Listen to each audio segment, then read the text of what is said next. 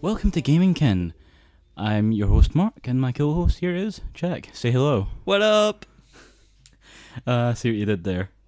I did nothing.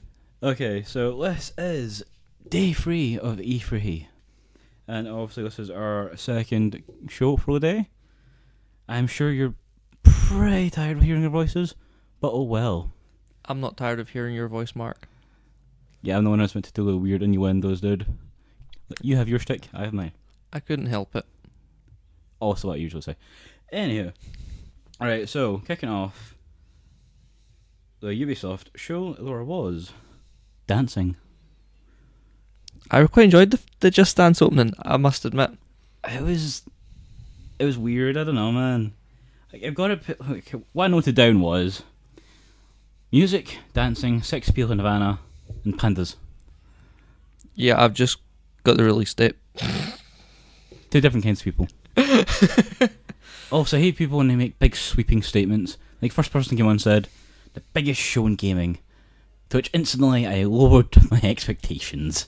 Because you cannot use those kind of statements and expect people to think, wow, it's going to be amazing. Because no, it's not. Just be a big show. You can make that kind of statement if you like. You just cannot make that kind of statement after what Bethesda done yesterday.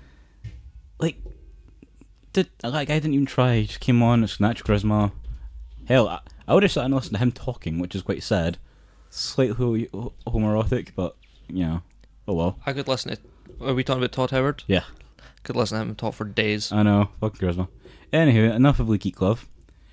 Right, okay, so Just Dance, we've seen no gameplay. Yes, Jack, we've seen no gameplay. We already had this discussion, which he stated, people dancing was gameplay. But no, Jack, it's playing the game. It's pretty much the same thing. No, we should. After that, we had the showing of long anticipated.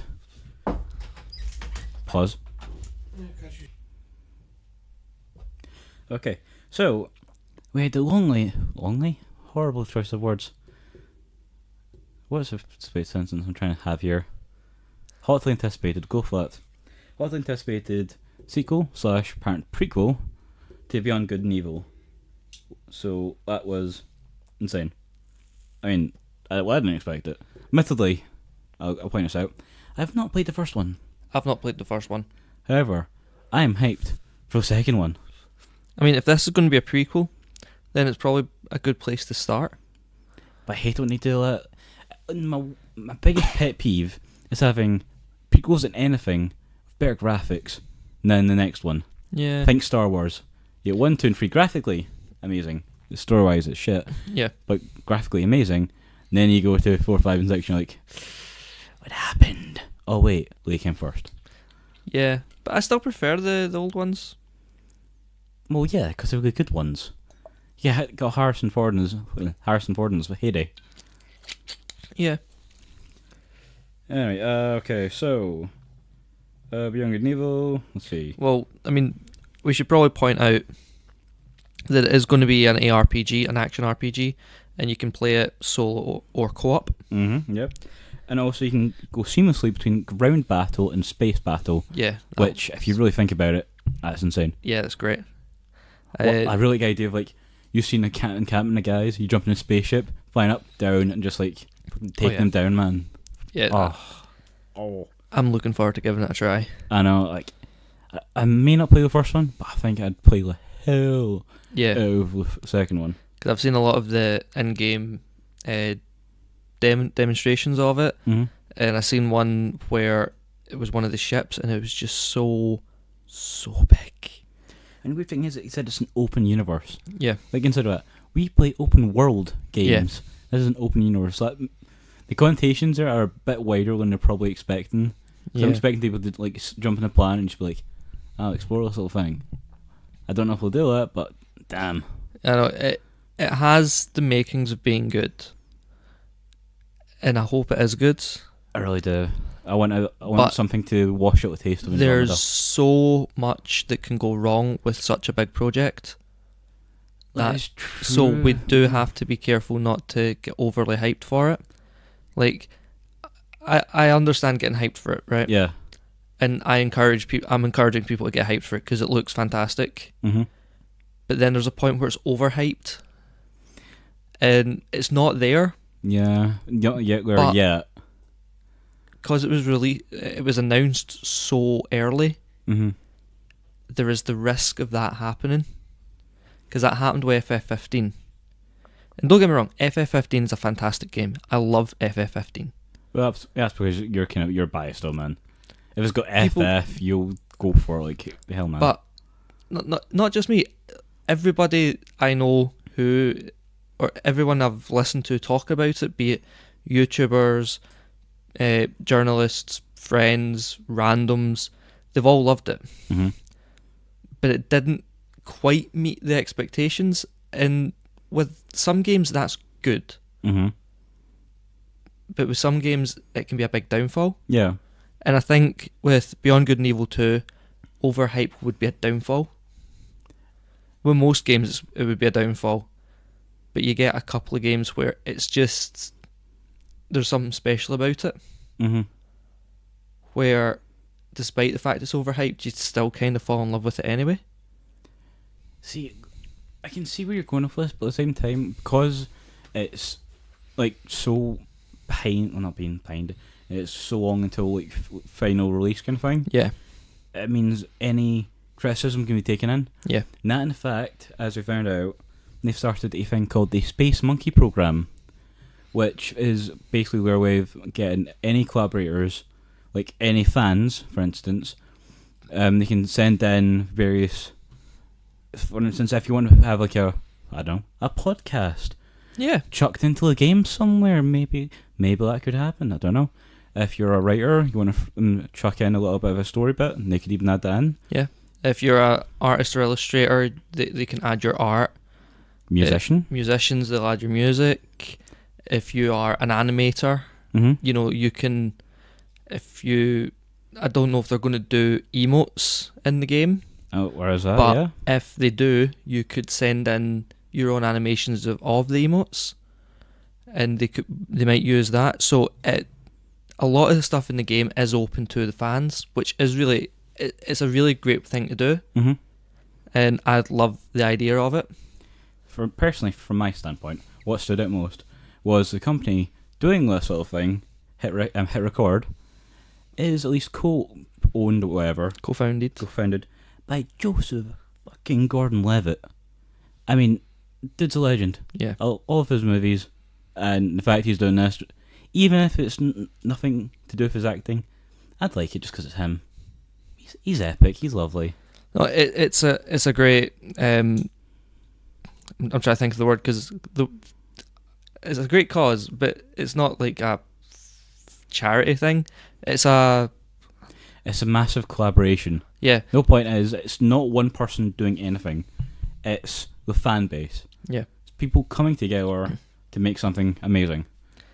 I think it's a great concept, and it's working because I've seen Hit Record do other things, Mm-hmm.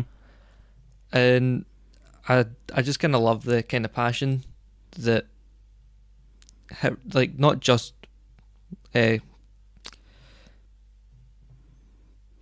Jack's struggling here. I've forgotten his name already. Joseph Gordon-Levitt. Yes, Motherfucker. I forget names so easily. But not just him, but the rest of the team Mm-hmm. Yeah. that work for Hit Record.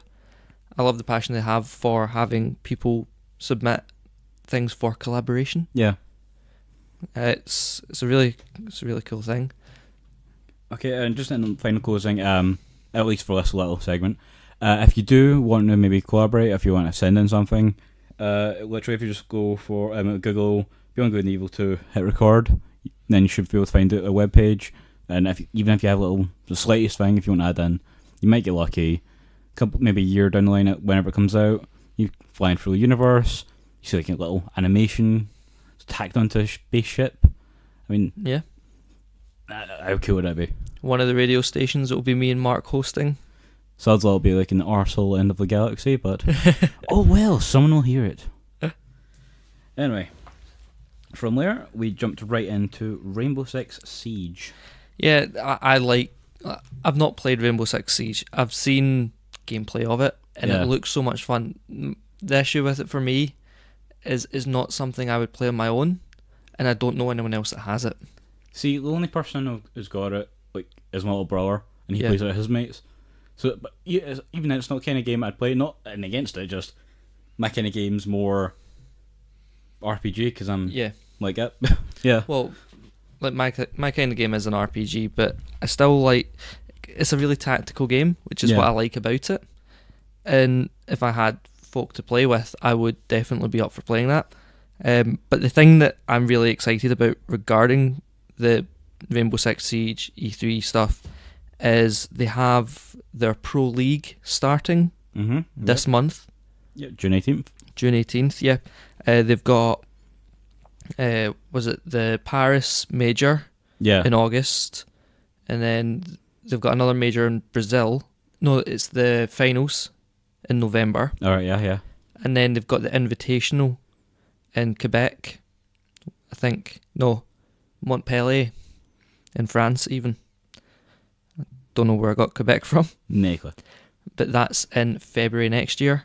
So like, because I'm starting this, I'm starting the esport report. Yeah. So obviously, if you want to look at some So insane gaming, I'm definitely going to be keeping an eye on that for the esport report. see, I'm not to be that guy, but if I was going to sit and watch an esporting event, it would definitely be more like Oh, aye. Rainbow Six Siege over, for instance, like Fortnite. Yeah. I mean, the amount of skill it takes to do that properly Oh, yeah. in Siege, whereas Fortnite, okay, I'm one of those guys. I hate Fortnite. I don't get it. I don't get the phenomenon. I'm in kind of the majority minority kind of thing. I'm a big fan of Fortnite, so therefore I'm in the majority. I don't like Battle Royale. I like the paid version where it's a story mode, Well, shocker, you like the story. but I'm not a fan of the Battle Royale. I've got some friends who have Fortnite, but they haven't got Save the World. They don't have the Founders Edition, so they can only play Battle Royale. I'll play Battle Royale with them for hours. I don't particularly enjoy it.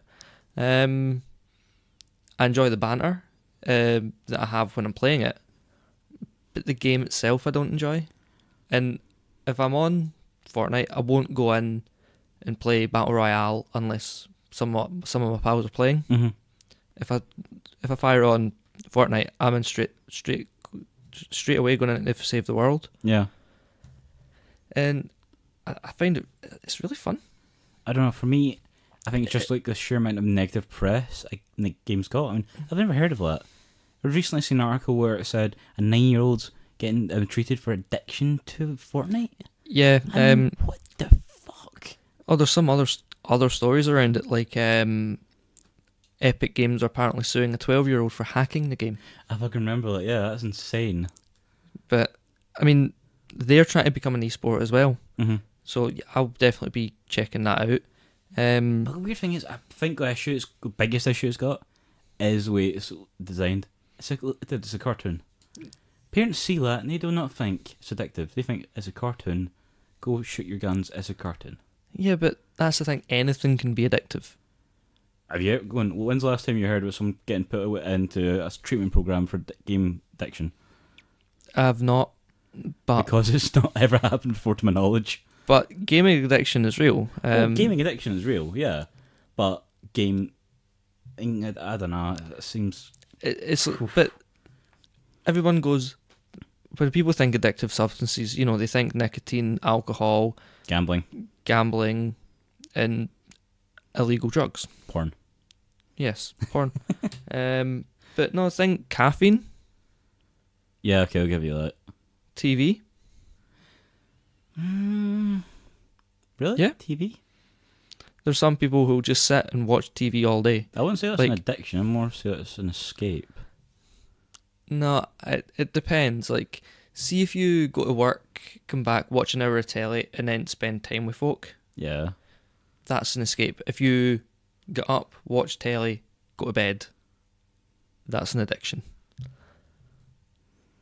I feel personally attacked right now. See, I don't know, man. Like, I feel like I've went down a rabbit hole here, and We've gone down the rabbit hole, and we've gone so far off topic. Okay, I'm sorry, Alice, but yeah, we're getting out of here. Okay, right, back in topic. The next one to come up. Wait. Oh, Before, you're going. Oh yeah. Also, at the Paris majors, so in August, Rainbow Six Siege has a documentary called Another Mindset. Yeah, I wasn't so sure to explain that, so we could say, "Oh, wait, you do it," or we'll just ignore it. But okay, No, I'll go for it. Yeah. So it follows 8. Yeah, 8. Competitive players, a shoutcaster, and a couple of people behind the scenes. Like an analyst and shit, Yeah. that kind of thing. Shoutcaster. Sure, yeah. Who are highly involved in Rainbow Six Siege, with the competitive side of it. Yeah. Which, if that's your thing, definitely worth checking out. Which thing's right? Again, I'd rather sit and check that out as opposed to, what was it, the NBA guy? Yeah, because was it a little Kev? Something like that? Yeah. Lil Kev? Lil Kev. Like, my god, I wanted to slap him. And these guys, I'm like, maybe watch your documentary, but I'm no animosity. And our guy's like, yeah, I tried so hard, tried so many times. I was like, no, go away. But no, if that is your thing, I would definitely recommend checking it out. It looked pretty good. Yeah. Well. Okay. For a gaming documentary about competitive sport, esports, it looked good. Moving on. Okay, next up was Trials Rising. Me and Jack are kind of split here. I love the Trials games. I think I'm starting to think I'm getting old and boring. I can see the joy in being like fucking like riding on the bikes and dying in lava and shit, but I'd maybe only play it for like half an hour and get bored. I wouldn't be able to play it just myself for very long. That's when I was like I've got Trials Fusion and Trials of the Blood Dragon. Trials of the Blood Dragon has a story, so I actually completed the main story in one sitting, and it took me about 2.5 hours. Oh, fair enough. Trials Fusion, single player, I'll fire it up. I'll probably spend about half an hour playing it. But if I've got like my brother or if Josh is over and we're playing it in the living room, we'll play for like 4, 5, 6 hours. Insanity. And we have a blast because it's not that, because you don't need too much of you don't need to concentrate too much on it.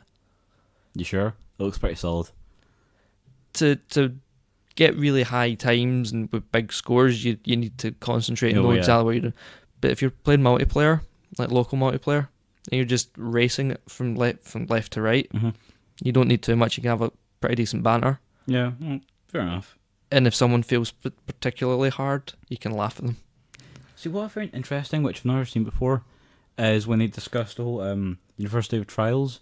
Yeah. Was it the programmer who, like, started a YouTube channel just explaining how to get better in the game? Yeah. To the point where the actual game developers brought him in to redo the tutorials for the next game. I think that's a great way of showing how in touch the developers are with the fans. I mean, that's insane. Just like, yeah, I'm a gamer, and now I'm working in the game. Yeah. Like, it's mental. Naturally, obviously, he was pro gamer, though. There's not like any fucking Tom, Dick, or Harry. He's like, yes, I played a game for 2 hours. He wouldn't need to be a pro. See, if he was just a normal gamer and he'd done it, they would have probably still called him in. I don't know. But because they didn't get everyone on stage. He was like, I think they're called Ubisoft Elites. Yeah, that was it, yeah.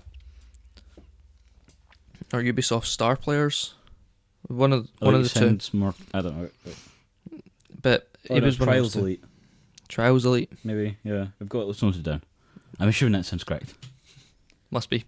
But yeah, so if you want some motorbike insanity, that's I think I've got it down as 29th for a second next year.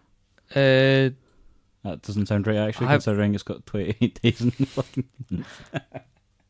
I've just got February 2019. I think I just seen the 2019 and fucking went to 9. But there is a closed beta which you can sign up for at trialsgame.com, and that is on Xbox, PC, PS4, and the Switch. Sound. Oh god. It's Okay. on it's on all the platforms that aren't mobile, pretty much. Righty on. Okay. Next up, we've already talked a little bit about it, I believe, yesterday. Yes. Okay, and that is Division 2. Yes, but we've got more to say on it now because it has been the Ubisoft press conference. So naturally, now we've got a bit more of a story.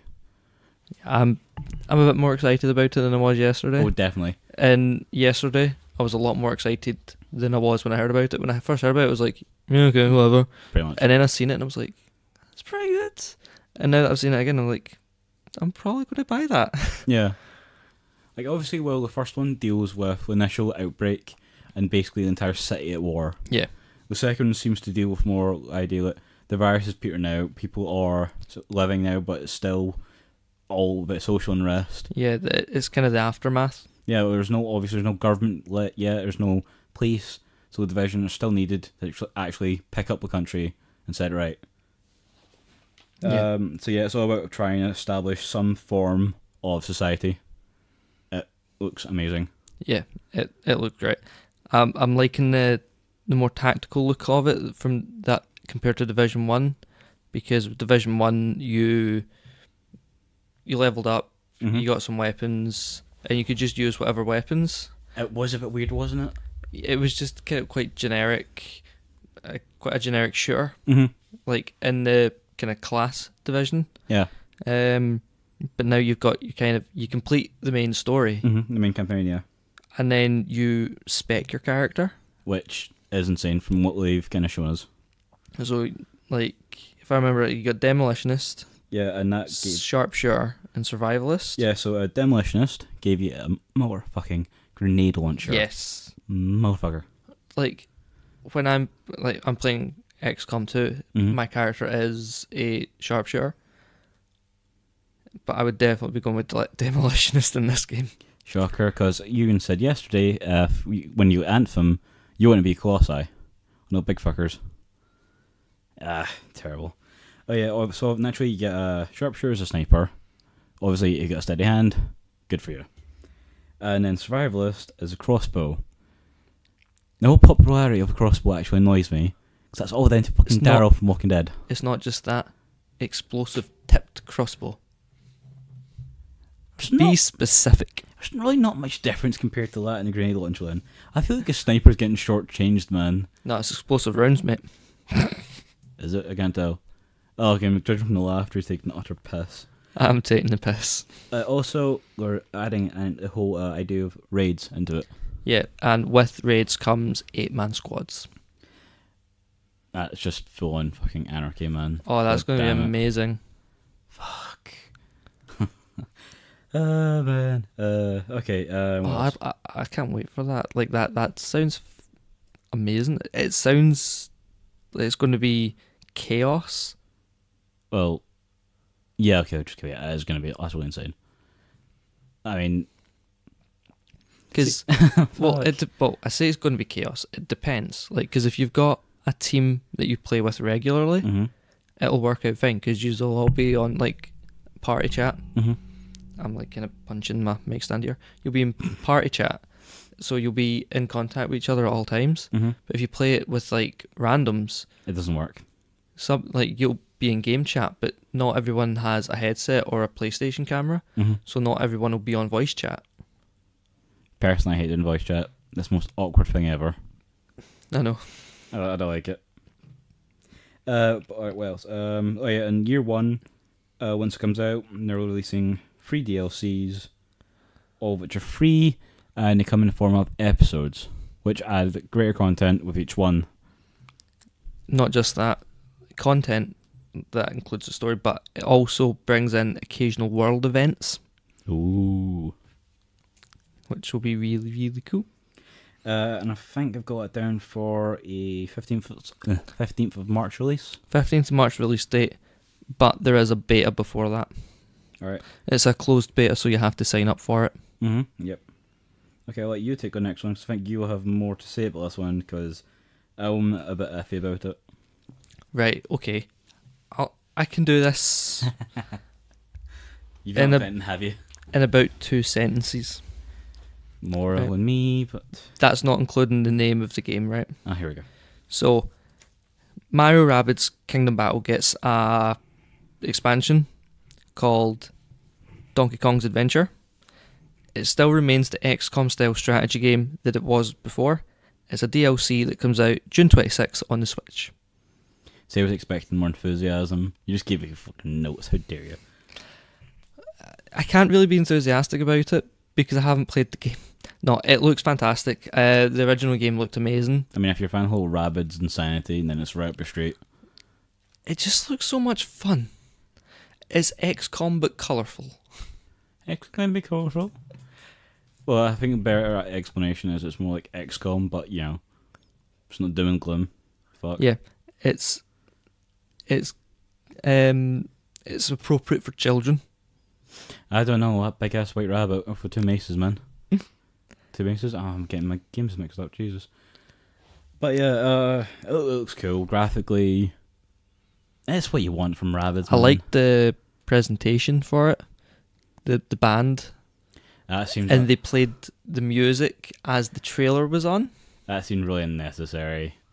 Fucking hell. It was unnecessary, Let's- but it was still cool. I mean, these guys seem to be all about big music presentations, and we're just kind of like really confused. Like for Trials Fusion, oh sorry, Trials Rising, was it they had the main guy for it come in the On the motorbike. a little motorbike, and crash through it's like computer stand, and just so we can make a gag about Yeah. if you fall down, you need to get back up and dust yourself off and keep trying. Yeah. I mean, damn. I'm not the biggest Ubisoft fan, but they know how to do E3. So this is 26. Actually, this is out this year, huh? This Yeah. month even. This month. Oh, I suppose it's DLC in it, so yeah. In 15 days. Dun dun dun. But yeah. Okay. From there we went on to a game that's interesting for me, but I'm not too sure yet. I'm really in the fence. I really like the look of it. Oh, looks wise, looks amazing, and of course we're talking about Skull and Bones. So man, if you're a big fan of like Assassin's Creed Black Flag, Sea of Thieves. Sea of Thieves, you'll be all over this one because this looks hardcore as Yeah. fuck. Okay, so basically you're a pirate captain. You've got your own ship, fully customizable, and apparently each little bit can give you abilities. Yep. So every ship has specific special abilities. Mm-hmm. You can customize your ship. You can customize the battering ram, the front piece, sails, weaponry, the wheel. But I think it would probably be a good thing to mention as well. Like, the plot of the game is piracy and the Caribbean is dead. So you've now moved to the Indian Ocean, Mm-hmm. where you've got things like the Silk Road and the tea trading routes and all of that. So you've kind of moved to Asia rather than like Central America. End of the day, I mean, I don't think I've ever seen a game this in scope. I don't know. I don't know. It takes place in a shared world called the Hunting Grounds, I mean, that doesn't give you chills, man. Hunting grounds. and you can team up. Like, if you take out a ship, Mhm. you might get a bigger warship coming after you. And if you watch trailer, you can see this fucking size difference. That's a monster, You can call in help from other pirates in this shared world. which is dicey as shit. However, the minute the battle's over, you better be ready to fight back or run, because they can turn around and take your loot. They can destroy your ship and take your loot. You can disable and board opponent ships. Whether or not you can do that to like real life people, I don't know yet. Can you? I think you can. Oh, that's just insult to injury. And that is due out 2019, and I'm keeping an eye on that one. I mean, damn. I mean, obviously, like, if you like the Black Flags, purely because that's what everyone says, they love pirates. They love Sailing, they love all that shit. It's the only reason I liked Black Flag was the sailing. See, it's weird, isn't And it? I didn't like any of the gameplay other than sailing the ship. See, what could be cool is if it does hit off, they might bring in proper, like, crazy, like, sea monsters and shit. Oh yeah, like the Kraken. Everyone always remembers Kraken. I'll be Release the weird. Kraken. I'll be weird and say I went Sullen Charybdis. Fucking the monsters from Greek myths, man. Yeah. You have no idea what I'm talking about. Poseidon. That would be decent, not gonna lie. Or Leviathan. Ooh. Oh, I could fuck you up so badly. Or Bismarck. I think Moby Dick. Oh, okay, right. Fuck. Giant whale. Oh, it could be world events, actually. Yeah, it would. Oh, if you were going to bring in that, it would be world events. I mean, if you take it, if you'll think of it from the point of view, maybe base some of it off of actual Pirates of the Caribbean movies. Yeah.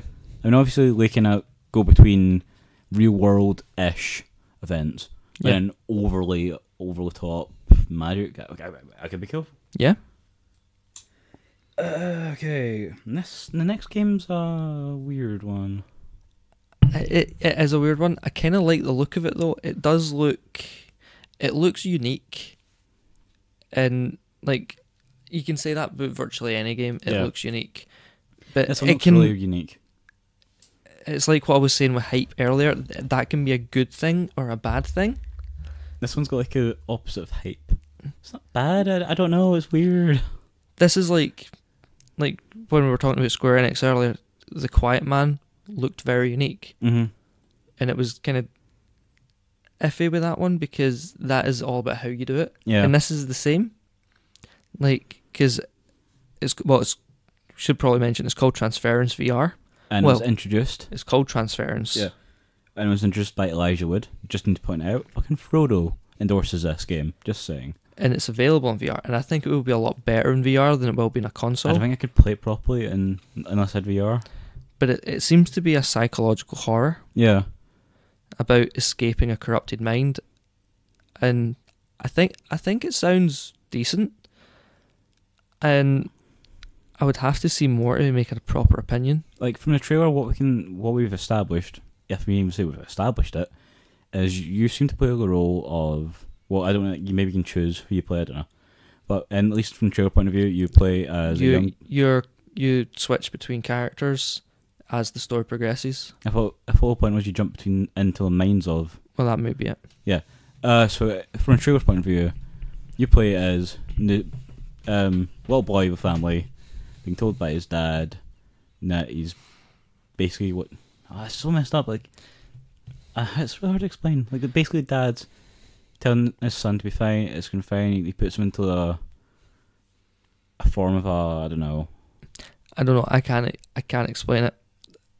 If we try, we will butcher it. Basically, if you just look up the trailer, it'd be a lot easier, and you probably understand why we struggle to explain this. Yeah, but it has promise. It's one of those weird atmospheric games Yeah. that if we try to explain it, it's just going to confuse you. Well, And I've it labelled confuses us. I've labelled it psychological horror, and that is due out in the next couple of months. They didn't give us an actual release date, but they did say fall 2018, so Q3 2018. But plus, it does look like one of those games that you can easily add DLC onto it, so it could yeah. be like a continuing thing. I mean, Yeah. maybe it might be different families. Maybe you played different points of view. You don't know. I don't know. Yeah. Okay, next up, we have Starlink Battle for Atlas. I like the look of it. Well, this is a weird one, right? Because I really like the look of it, Yeah. but Ooh, a little bit.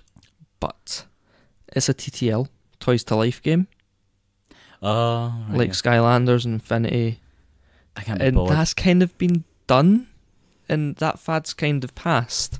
So they're a bit late with the Toys to Life, but considering, like, depending on what version you get, because if you get the Switch version, it's definitely worth it, because Star Fox, Now, it could mean a better reveal later on.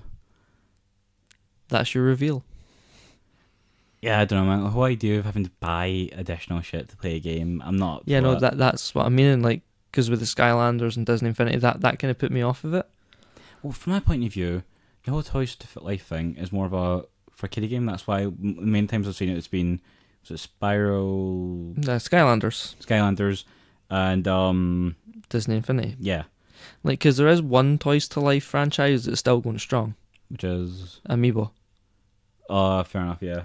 Like, but that's because it's not like you don't buy the toys and that's you stuck with it for one game. Mhm. They go across games. So like the Link Amiibo Yeah. for like the Breath of the Wild Link Amiibo works in Breath of the Wild. It works in Skyrim. You know, it'll probably work in Smash. Huh. If you get Dark Souls Remastered, you get the Solaire Vestora amiibo, that'll work in Smash. Mm-hmm. Like, well, if Solaire's in Smash, it'll work in Smash. Yeah. But if he's not, it might give you his armor for like your kind of Mii character. You know? I don't know, man. So, like, when you buy them, they don't just work on one game and one game only. They will work on multiple games. So, with the amiibos on Nintendo, it's kind of a bit more worth it.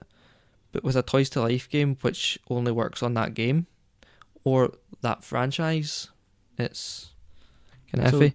But there was one thing I looked at it and thought, Mm-hmm. like, just some of the video was, it's kind of like what No Man's Sky was meant to be. I did kind of feel it. It felt that kind of way, didn't it? One just final thing, well, not one final thing, but with Toys to Life games, does that mean you can't play them unless you get the toys, or does it mean you can play it but you lose some of the gameplay? You can't play it without the toys. Nah. However, that's a game killer, man. However, like with Skylanders, like you've got the base Mm-hmm. where you put the toys on. You can only use just you could complete the game with just the one toy. And if you buy Skylanders, like if you bought it new, you got the base, the game, and about I think 4 toys. And if you buy, like, you can get them from like CEX or a game like or a charity shop for about £1 a pop. I'm really in the fence, man. I don't know. It looks good. I would probably only get it if I had the Switch. I think the Switch version's the only one worth getting. Yeah, maybe. Well, they seem to be going that way because the whole point of like them bringing in Star Fox was basically to try and sell it on the Switch. But see, the thing is, it's one of those games that's probably more likely to sell on the Switch anyway. Yeah, I think this is more good graphically. This is more strengthening the partnership with Nintendo because they've been doing that with the Mario and Rabbids stuff. Although seeing Shigeru Miyamoto, that was fantastic. Yeah, it was different. Yeah. Man. So yeah, originally I was actually quite hyped for that game. Now you've kind of popped that one, man. Not gonna lie. I do apologise. I'm still interested in the game. If I get a Switch, I'll definitely be buying it. I might, if I don't get a Switch, I might get it for the PS4, maybe. I don't know. But if I had a Switch, it would be a definite on the to get list. Mm-hmm. Whereas for me, I'm popped. I'm done. Not interested. Well, for anyone who is interested in getting it, that comes out October 16th. On to bigger and better things. Quite literally. And then this, we have For Honor. Now, what to say about this, my man? Well, they've got a new update coming. Well, yeah. And it's odd, right? Because depending on whether you're new to the game or you're an established player or you're in the middle, Mm-hmm. like if you're a new player or an established player, this is great because you've got the Wulan clan, so basically Chinese fighters. But if you're kind of in the middle where you're still getting to grips with some of the classes, you're just figuring out kind of what you can do in defense to other classes, this is going to like mess you up because you're going to have to learn another 4 classes on top of the classes you're already learning. Whereas if you're a new player, you don't have a clue anyway. Or if you're an established player, you already know everything, so it's just learning more stuff. Yeah. But the new classes look really cool. I mean, it does look pretty awesome. I haven't played it yet, but it's always one of those games I'm like, do you want to play it? I don't know. Does it look great? Yes. What do I do? They're also bringing a new game mode, part of the Castle Siege, 4v4 Breach. That looks good. It does look insane. And if you are interested in that, they are giving the game away free just now on Uplay for PC. The starter edition just this week is free. Basically, fuck y'all PC gamers. Shut Jack down. I could get it, but my PC's not powerful enough to run it, which is the sad thing. Well. Yeah, don't get me wrong, it looks amazing, but I don't know if it's enough for me to get it yet. Something's holding me back, I don't know what that is yet. I just don't really have the time to put into it. That's the thing for me, because it's one of those games where just to be good at it, you have to pick a class to main and learn it. And then you can, learn the other classes in your own time, but when you're playing like competitively, you need that one class. You need that one class as your main. And I don't have the time for that.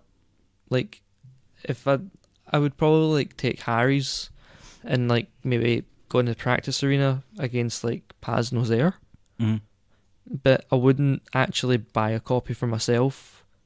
I don't think. No, at the moment, at least. Okay. Well, I've got it down for the 16th of the 10th. That should come out. Yes. The Breach DLC. 16th of October. Yep. Right, same day as Starlink. Oh yes, it is. I've also noticed a trend this year at E3. A lot of things seem to be coming out the 26th of June. And do I? I don't know why, but I have... Let's see. The DLC for Mario Rabbids is 26th of June. Mm-hmm. Captain Spirit is the 26th of June. Nier Automata on the Xbox One, 26th of June. I would be surprised if literally just that's when the kids are on summer vacation. Literally just aiming for that singular market. All the free time. I'm actually going back through all of it just to see. Just a bit double check. Captain Spirit, I've already said that. Nier, I've already said that. Yes, we are professionals at work.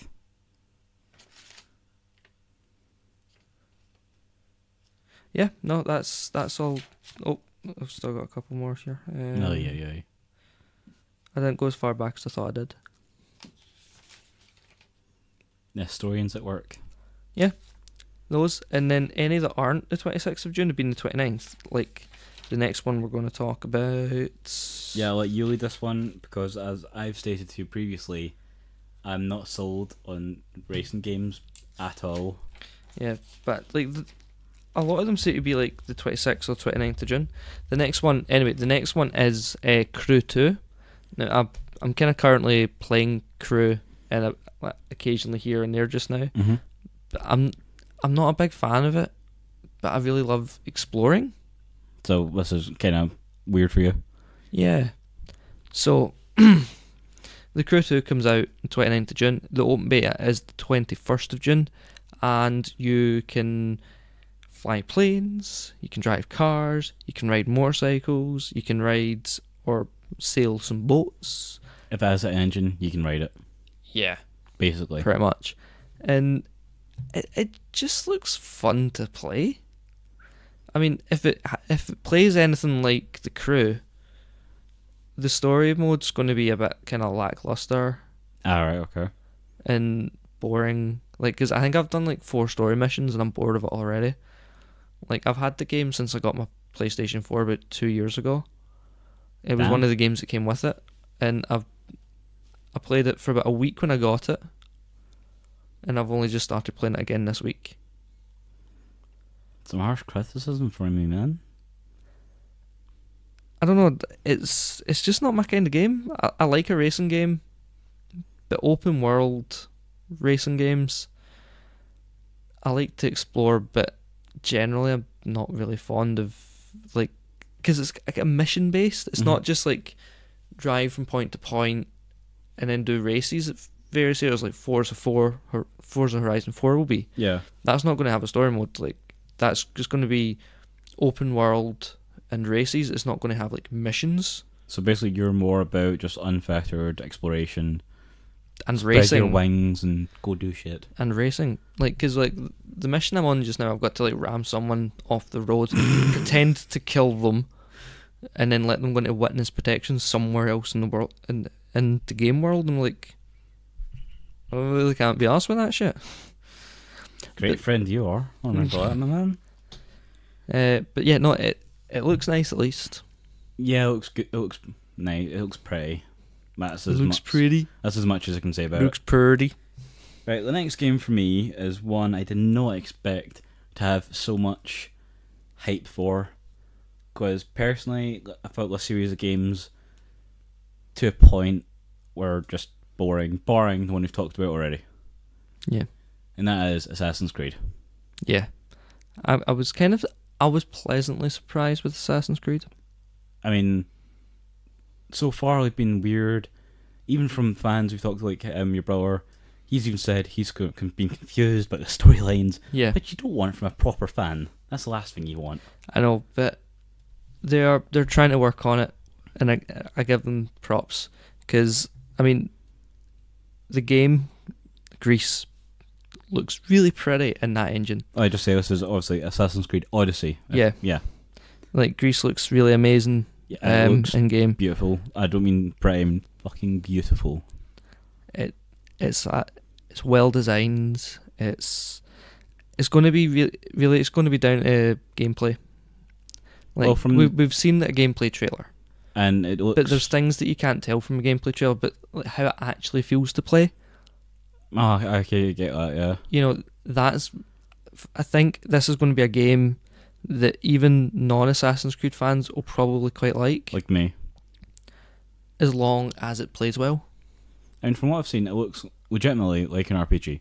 Yeah. Like, not to sound kind of stupid around, but it does not feel like a parkour heavy stealth mission thing. Yeah, it looks like, because it's got a skill tree and I mean, so level up. Yes, it's got skill trees, experience, equipment that you can change as and when you need it, power ups, super moves. Is this even an Assassin's Creed game? I don't think it is now. Well, Assassin's Creed Origins, the most recent one, I did hear glowing reviews about that. Has been moving towards this. Mm-hmm. So, this has been kind of been in the works for the past wee while.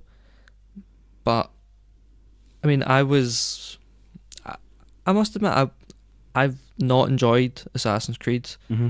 I've played Black Flag literally just to sail the boats. But this has got me intrigued. This is actually the first Assassin's Creed game that I've been like, it's interesting.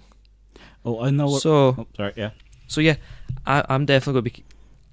I feel odd saying this. Mm-hmm. I'm going to be keeping an eye on this Assassin's Creed game. Oh, definitely. All little points here. Here to point out. As you stated, sailing was a big part, which we thought was really cool. It seems like you have continued this to an extent, as we've seen you do get a boat. Yeah. Well, it means it's proper sailing, or if it's just it's travel, unsure. But one of the cooler points that I'm assuming hasn't been a thing anywhere else is for your mainline story, you can choose between genders. This is the first. I mean, that even I thought that's pretty cool. So basically, you're given a male and female character. Unfortunately, I'm an idiot and didn't write down the names. Did you write down the names? Alexios and Cassandra. Thank you. Well or not, it's just a different kind of face and it's just the same story. I don't know. I think it'll be the same story, but they'll just change pronouns. Well, yeah. But I mean... But I think it's going to be the exact same story. Maybe. We don't know. We can assume. Can assume. But I mean, it does look... But then again, they did say like choices will have an effect on the story. So maybe gender's a bigger one than we think? I don't think gender's going to be one at all. Really? But back then? I don't think it will be. Well, the point is, it's back in time when that kind of shit matters. Yeah, but I mean, that would be like saying playing Battlefield 5 as a female character means you're going to be not in the front lines. No, as you stated though, that's their version of things. So, Admittedly, though, that same thing goes here. Never mind. Fair point. so, but I think like a really cool thing about the character, Mm-hmm. regardless of whether you play as male or female, is you are, I can't remember if it's child or grandchild, but you are of the lineage of Leonidas. As you know, he's a certain angry, shouting Spartan. Only in the movies. Jack, what was it you said again? This is Johto? Clearly. Yes, I clearly remember that line. Pikachu, I choose you. Yes, then he kicks Pikachu down a hole. He says, this is Sparta. Yep, and one of the most iconic scenes in cinema. It may be old, but god damn, I can't help but love that scene. But anyway, so I yeah. didn't like the movie, but that scene is definitely iconic. Oh, fuck yeah. Like, you can dislike the movie all you like, but you cannot dislike that reference. It's just epic. But yeah, so you seem to play as, I'm pretty sure it was grandchild of Leonidas. So I couldn't remember. I've got grandchild written down. Yeah, but you weren't 100%. I wasn't 100%, so I was hedging my bets there. Aye. So yeah, it seems you are a descendant of ultimate badassery. Yeah, the gameplay trailer that it showed you looked really nice. The pre-rendered graphics built in the engine, so it's basically the max the engine can do. Mm-hmm. Not what the engine is going to do, but the max it can do looked a lot better. Yeah. But I mean, the gameplay footage wasn't final. You know, there is still, because it's coming out October 5th. Yeah. So there is for it to change a little bit. There's not going to be a major overhaul in the graphics, Mm-hmm. but the graphics can still be. They can still make the graphics better. Mm-hmm. They don't need to, because the graphics are fine as they are. Definitely. They're perfect. Please watch a trailer and be amazed. But there is still that time for polish, so they can still make it better if they so wish to. Damn, honestly, I never thought I'd be in awe of an Assassin's Creed game. I'm shocked, honestly. I never thought I'd be such in awe of a Ubisoft game. Snob. Also, a little tidbit, it's not confirmed, this might just be me hoping beyond hope that this is true, but there might be actual mythological creatures in it, if the last little snippet of the trailer was to go by. Yeah. We don't know for sure, but I imagine so.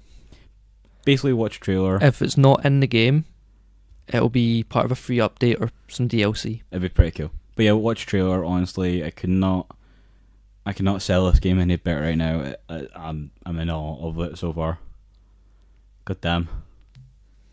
Okay, so that's us for this session at the very least. I've been Mark. That has been Jack. Wait a minute. We're not done? No? Apparently not. No, See, this is why I don't like these things. There's one last thing that we've done for every press conference. Overall opinion. Oh, here we go. As I've stated, they started out with one key phrase. I'll just get it so I can say it verbatim. So you can quote that one. The biggest show in gaming. Yeah. It's not. No. Are some releases beyond fucking epic? God damn yes. Are some of the games better than I think Bethesda shown? To be honest, a little bit. I've not had that same experience since Bethesda. I've not had anything hit me as hard as anything as Bethesda has shown. Okay, first of all, was the show what hit you a lot hard? Was it the games? Both. Fair point. Fair enough. Like, because I came in Mm-hmm. at E3 saying Bethesda's the one to watch, but Square Enix have got enough going on that they'll kick arse. Right? I was let down by Square Enix. Yeah, a little bit. But I'm okay. Betrayed. I'm okay with that because what we did get from them was adequate. That's what you want out of things. Adequate. As long as it's adequate, I will not complain. Lie. But not like after what Bethesda gave us, you cannot say the best gaming show on earth. No, you can't. But no, I was pleasantly surprised with Ubisoft. I was pretty much just expecting 2 games, Assassin's Creed and Division 2. And we got lemon fucking spades. Because I knew they had The Crew coming up, and I knew it was out this month. And I thought they would just like kind of, well, they did what I expected them to do with The Crew: show you a trailer, tell you when it's out, and invite you to the beta. That was all I expected. Yeah. So like, but when it comes to like properly looking into games, I was just expecting Assassin's Creed Odyssey and The Division, and we got more than that. And no, it was a lot better than I was expecting, and I'm glad of it, because I do play Ubisoft games. Mm-hmm.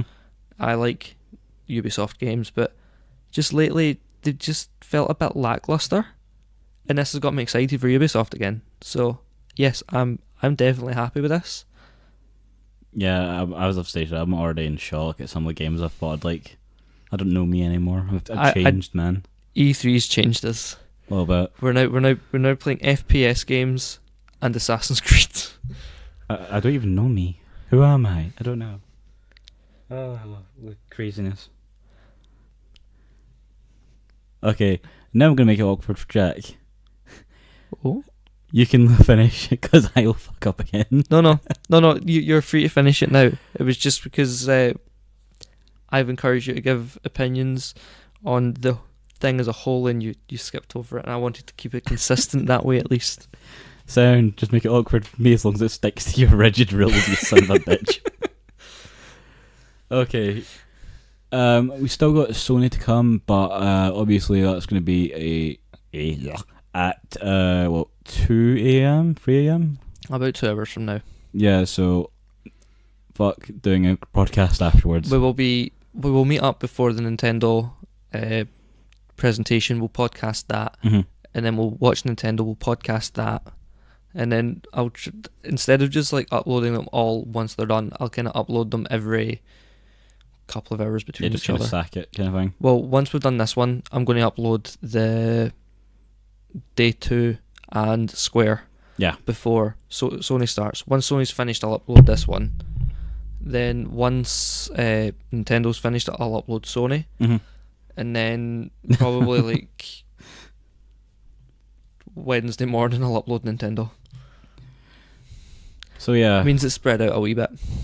Yeah, for you guys, not for us. Actually, it's because if I upload them all at one time, You're allowed to upload that. no, they automatically get exported out to YouTube, and it might crash YouTube. It won't crash YouTube. That'd be utterly amazing. How'd you break down the site? Oh, it's a bunch of Scottish arseholes. But I don't want to like risk anything going wrong, so I'm just doing it, staggering it out. Yep, sounds like a good idea. But yeah, okay, so this is end of day 3 for us at the moment. We're back tomorrow and update you on what happens with Sony. I'm looking forward to it. I'm honestly not sure what to expect now, because I've already had my mind blown. I don't know, man, I just don't know. But yeah, so this has been me, Mark, from Gaming Ken, with Jack. See you later, guys. And I hope you come and listen to this again soon.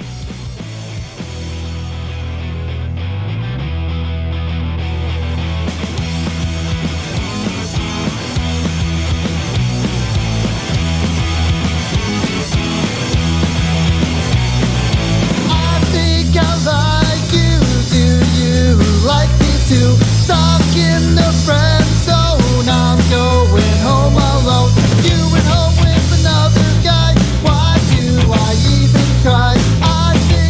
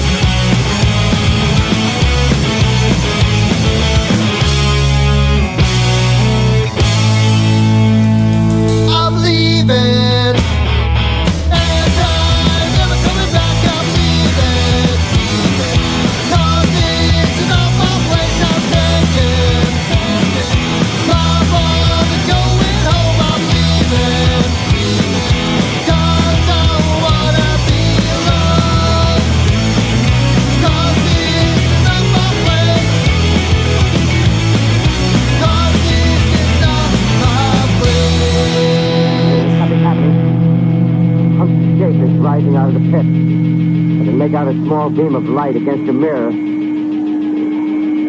What's that? There's a jet of flame springing from the mirror and it leaps right at the advancing men. It strikes them head on. Logs are turning into flames. The whole field's caught up by the woods, the barns, the gas tanks for the automobiles, spreading everywhere. It's coming this way now, about 20 yards from